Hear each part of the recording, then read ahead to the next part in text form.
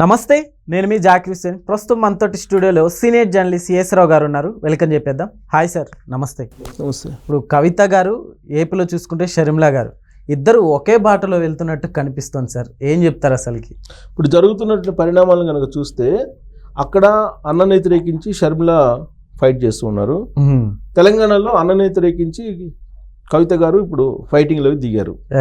యాక్చువల్గా అన్నను వ్యతిరేకించినటువంటి షర్మిల తొలి రోజుల్లో తెలంగాణలో పార్టీ పెట్టారు. వైఎస్ఆర్ తెలంగాణ పార్టీ పెట్టారు. ఆవిడ పెట్టి తెలంగాణ ప్రాంతం అంతా కూడా ఆవిడ పర్యటించారు, పాదయాత్ర కూడా చేశారు. కానీ తెలంగాణ సమాజం ఆవిడని యాక్సెప్ట్ చేయలే. దాంతో ఆల్ ఆఫ్ సడన్ గా పార్టీని వైండప్ చేసింది. రకరకాల కారణాలు వైండప్ చేయడానికి. తెలంగాణ సమాజం యాక్సెప్ట్ చేయకపోవడం కూడా కాదు, రకరకాల ఫ్యామిలీ ఇష్యూస్, రకరకాల ఇష్యూస్ తోటి ఆవిడ ఆల్ ఆఫ్ సడన్ గా వైండప్ చేసేసి కాంగ్రెస్ పార్టీలో చేరిపోయారు. అది కూడా ఆంధ్రప్రదేశ్ కాంగ్రెస్ పార్టీలో చేరారు. తెలంగాణ కాంగ్రెస్ లో కూడా చేరలా, ఆంధ్రప్రదేశ్ కాంగ్రెస్ లో చేరారు. ఆవిడేమని చెప్పారు, నేను ఇక్కడ ఆడపడుచుని అని అన్నారు. తెలంగాణ ఆడపడుచుని, నేను తెలంగాణకు వచ్చాను, తెలంగాణలో తెలంగాణ అతన్ని పెళ్లి చేసుకున్నాను, నేను బ్రదర్ అనిల్ని, కాబట్టి నేను తెలంగాణ ఆడపడుచుని, కాబట్టి నాకు తెలంగాణలో హక్కు ఉంది, నేను తెలంగాణలో తెలుసుకుంటానని చెప్పి అన్నారు. ఆవిడ ఎంత వాయిస్ వినిపించినా కానీ లాస్ట్కి రకరకాల కారణాలు, ఒకవైపు జగన్మోహన్ రెడ్డి గారి ఫ్యామిలీ నుంచి వచ్చినటువంటి ఒత్తిడి కానీ, లేదా ఇతర పొలిటికల్ ఒత్తిళ్ళు కానీ, మొత్తం మీద తెలంగాణని కాదని చెప్పేసి ఆవిడ ఆంధ్రప్రదేశ్ కాంగ్రెస్లోకి చేరిపోవాల్సిన పరిస్థితి ఏర్పడింది. అక్కడ జగన్మోహన్ రెడ్డి గారిని టార్గెట్గా చేసి 2024 ఎన్నికల్లో ఏ విధంగా ప్రచారం చేశారో మనం చూసాం. జగన్మోహన్ రెడ్డి గారికి ఉన్నటువంటి పరువు మొత్తం పోయింది. ఇప్పుడు ఆయనకేమి పరువు ప్రతిష్టలు ఉన్నాయని చెప్పి ఎవరు అనుకోరు. ఎందుకంటే తల్లిని కాదనుకున్నారు, చెల్లిని కాదనుకున్నారు. వాళ్ళ కుటుంబంలో తల్లి వ్యతిరేకిస్తుంది, చెల్లి వ్యతిరేకిస్తుంది. నిజంగా జగన్మోహన్ రెడ్డి గారు మంచివాళ్ళు అయితే సొంత కన్న తల్లి అయినా సరే ఆదరిస్తుంది కదా, సొంత తల్లి అయినా సరే ఆయనకి మద్దతు ఇస్తుంది కదా. కానీ అది లేదు. ఇప్పుడు కోర్టుకు వెళ్ళి ఆ సరస్వతి పవర్ ప్రాజెక్టు విషయంలో జగన్మోహన్ రెడ్డి గారు నాది అంటుంటే విజయమ్మ గారు నాది నీది కాదని ఆవిడ అంటున్నారు. సో ఈ పరిస్థితికి ఆ కుటుంబం వచ్చింది, కుక్కలు చింపినేస్తారులాగా కనిపిస్తుంది. సార్, అయితే ఇప్పుడు కవిత గారు పార్టీ కూడా పెట్టబోతున్నారు అన్నట్టు వార్తలు కూడా వస్తున్నాయి సార్. అయితే ఇక్కడ ఇప్పుడు కవిత గారికి, కేటీఆర్ గారికి ఎక్కడ ఇష్యూ వచ్చిందంటే ఎక్కడ అనుకోవచ్చు? ఇప్పుడు వెరీ సింపుల్, వాళ్ళిద్దరికి ఇష్యూ రావడానికి కారణం ఏంటంటే లిక్కర్ స్కామ్లో కవిత తిహార్ జైలుకు వెళ్ళారు. ఆ సందర్భంగా బీజేపీకి దగ్గర కావాలని, లేదంటే బీజేపీతో కలిసి ఎన్నికలకు వెళ్ళాలని ప్రయత్నం చేశారు కేటీఆర్ గారు ఆ రోజుల్లో. అది వినిపించింది కూడా, ఆ న్యూస్ కూడా వచ్చింది. పైగా ఆయన ఒక స్టేట్మెంట్ కూడా ఇచ్చారు, ప్రాంతీయ పార్టీలు నిలబడవు, జాతీయ పార్టీలతో ఉంటే తప్ప అని చెప్పి ఆయన ఒక స్టేట్మెంట్ కూడా ఇచ్చారు. సరే, ఆవిడ జీవితం గడిపారు. తర్వాత బెయిల్ మీద బయటకు వచ్చారు. బయటకు వచ్చిన తర్వాత ఈ రేస్ వ్యవహారం బయటకు వచ్చింది. ఈ రేస్ అనేది కేటీఆర్ గారి మెడ మీద వేలాడుతుంది ఆ కేసు. ఆయన ఏ క్షణమైనా అరెస్ట్ అయ్యేటువంటి అవకాశం ఉంది. ఎందుకు?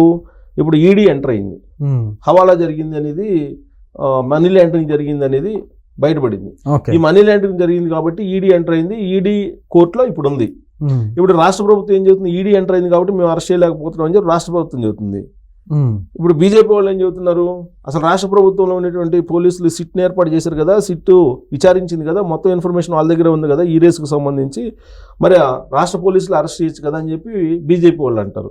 సో మొత్తం మీద హోల్డ్ చేశారు, ఆయన అరెస్ట్ అనే దాన్ని హోల్డ్ చేశారు. ఈ మధ్య కాలంలో మళ్ళీ నోటీసులు ఇచ్చారు, వారం క్రితం మళ్ళీ నోటీసులు ఇచ్చారు. ఈ క్రమంలో ఆయన అరెస్ట్ అనేది తథ్యం. ఎప్పుడు బీజేపీ పెద్దలు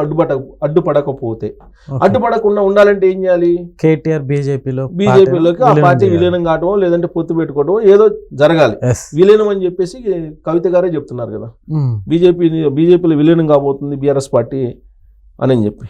సో అందుకే ఆవిడ లేఖ రాయటం జరిగింది. ఆ లేఖలో ఉన్న సారాంశం కూడా అదే. ఆవిడేం చెప్తున్నారు, కేసీఆర్ గారి నాయకత్వంలో మాత్రమే నేను పనిచేస్తా, ఎవరి నాయకత్వంలో నేను పనిచేయను అనేటువంటి అంశాన్ని పొందుపరిచారు ఆ లెటర్లో. అంటే దాని అర్థం ఏంటి, కేటీఆర్ గారికి బీఆర్ఎస్ పార్టీ పగ్గాలు అప్పచెప్పబోతున్నారు అనేది ఒకటి. రెండు, బీఆర్ఎస్ పార్టీని బీజేపీలో విలీనం చేయబోతున్నారు అనేది రెండోది. అంటే ఈ రెండు ఇష్టం లేదు ఆవిడకి. కేటీఆర్ గారికి బీఆర్ఎస్ పార్టీ పగ్గాలు అప్పచెప్పడం ఇష్టం లేదు, బీఆర్ఎస్ పార్టీని బీజేపీలో విలీనం చేయటం లేదా పొత్తు పెట్టుకోవడం అనేది కూడా ఇష్టం లేదు. అది చేయకపోతే కనుక కేటీఆర్ గారు అరెస్ట్ అయ్యే అవకాశం, జైలుకి వెళ్ళాల్సిన పరిస్థితి, తిహార్ జైలుకి. ఆల్రెడీ ఈవిడ జైలుకి వెళ్ళి బయటకు వచ్చింది. బెయిల్ మీద వచ్చారు. సో జైలుకి వెళ్ళి బయటకు వచ్చారు కాబట్టి క్రేజ్ ఉంది, నాకు తెలంగాణ సమాజం ఆదరిస్తుంది అనేటువంటి ఒక ఆలోచనతో ఇప్పుడు కవిత గారు ఉన్నారు. సో ఈ మధ్యకాలంలో రేవంత్ రెడ్డి గారు కూడా ఏమన్నారు, కేటీఆర్ గారు కూడా జైలుకి వెళ్తారు, జైలుకి వెళ్ళిన వాళ్ళందరూ ముఖ్యమంత్రి అయితే కనుక ఒకవేళ ఆ సెంటిమెంటే పనిచేస్తే ముందు జైలుకి వెళ్ళింది కవిత కాబట్టి కవిత సీఎం అవుతుంది అని చెప్పి ఆయన కూడా కామెంట్ చేశారు. సరే అది వ్యంగ్యంగా చేశారు, ఇంకో రకంగా చేశారు పక్కన పెడితే ఆయన కూడా తన అభిప్రాయాన్ని వ్యక్తం చేశారు. కవిత గారి నిజంగా ఫస్ట్ బ్లెస్సింగ్స్. అదే తెలంగాణ సమాజం ఇప్పుడు ఆవిడ జైలుకి వెళ్ళి వచ్చిన తర్వాత తన వైపు చూస్తుంది అనేటువంటి అభిప్రాయంతో ఆవిడ ఉన్నారు. సో ఇలాంటి పరిస్థితుల్లో 25 సంవత్సరాలు టీఆర్ఎస్ పార్టీ ప్లేనరీ జరిగింది. ఆ సందర్భంగా కేటీఆర్ గారి హోర్డింగ్స్, కేసీఆర్ గారి హోర్డింగ్స్ తప్ప ఇంకెవరికి కనపడలా. హరీష్ రావు కనపడలేదు, కవితది కూడా కనిపించలే. పర్టికులర్గా బీఆర్ఎస్ పార్టీ అంటే ఆ కలగొండ ఫ్యామిలీకి సంబంధించిన పార్టీ అనేది అందరికీ తెలుసు. సో టీఆర్ఎస్ పార్టీ అని అంటే అప్పుడు టీఆర్ఎస్ ఉన్నప్పుడు అయితే తెలంగాణ పార్టీ అనే ఒక సెంటిమెంటు అటాచ్ అయ్యి ఉండేది. ఇప్పుడు బీఆర్ఎస్ పార్టీ అనగానే వాళ్ళ సొంత పార్టీ అన్నట్టుగా అయిపోయింది అది.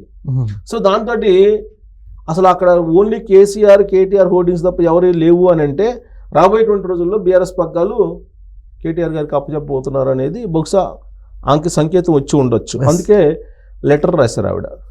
లెటర్ రాసి అన్ని విషయాలు కూడా పొందుపరిచారు.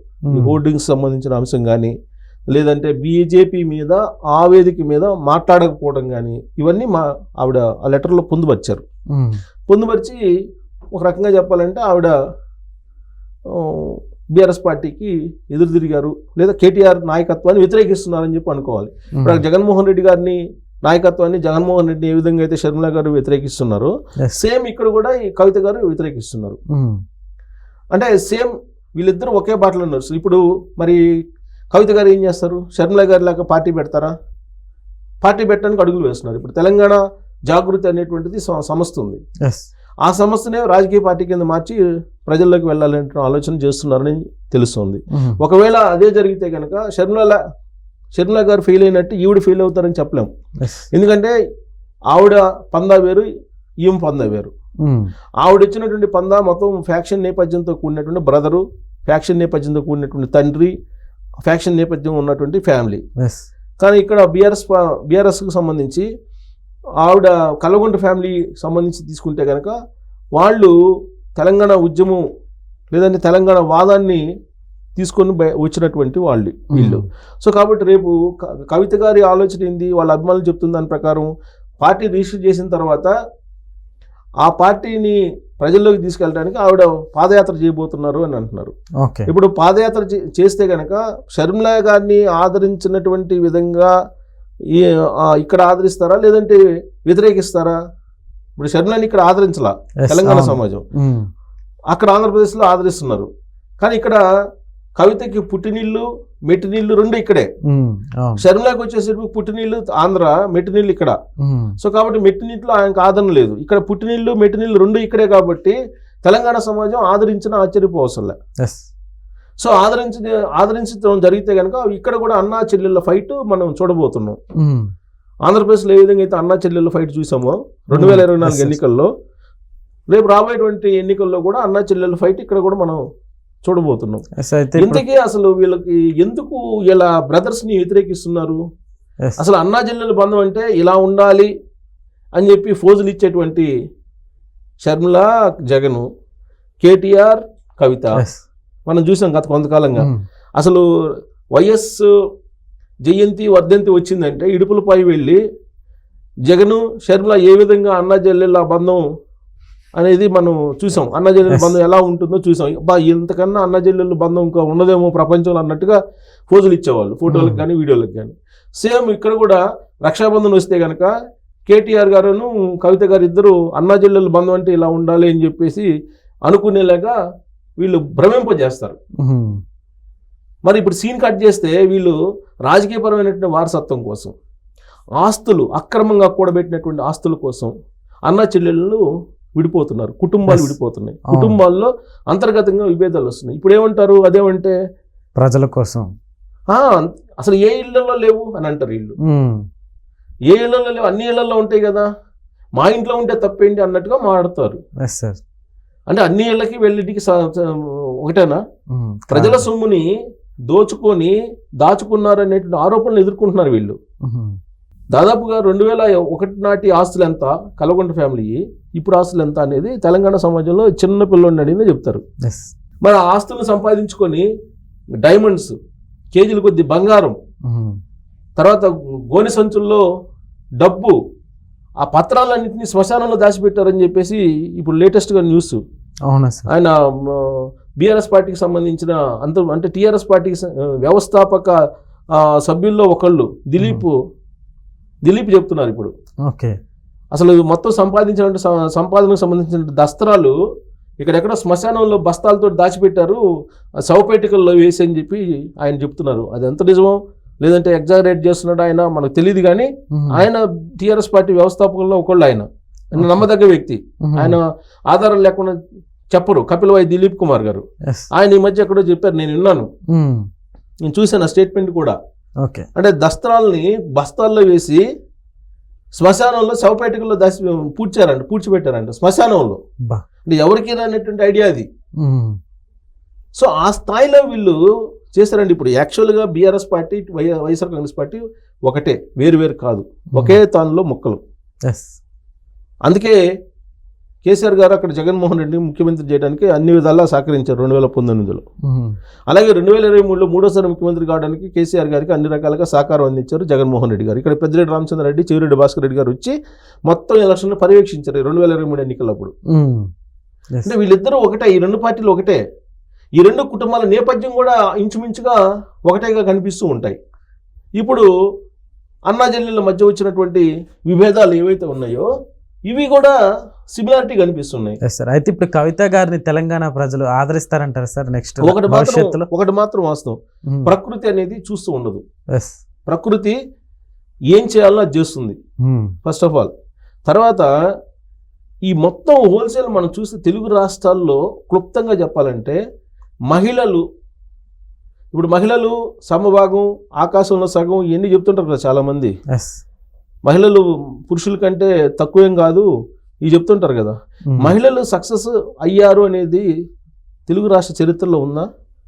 ఎన్టీ రామారావు గారు ఉన్నారు, ఎన్టీ రామారావు గారి తర్వాత లక్ష్మీపార్వతి గారు ఆ పార్టీని నడపాలనుకున్నారు, నడపలేకపోయారు కదా. నడపలేకపోయారు కదా, అసలు ఆదిలోనే అయిపోయారు కదా. ఇప్పుడు వైఎస్ఆర్ కాంగ్రెస్ పార్టీలో షర్మిల పరిస్థితి ఏంటి?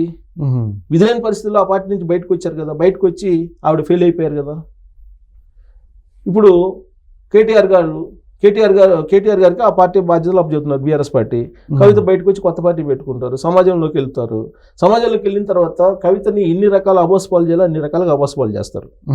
సో కవిత కూడా బహుశా నేను అనుకోవటం మహిళా సమానత్వం గురించి అందరూ సమాజం మాట్లాడుతున్నది, కానీ బట్ కవితకు కూడా లాస్ట్కి చేదు అనుభవం మిగిలిద్దని నేను అనుకుంటున్నా. కారణం ఏంటంటే మనది పితృస్వామ్య దేశం.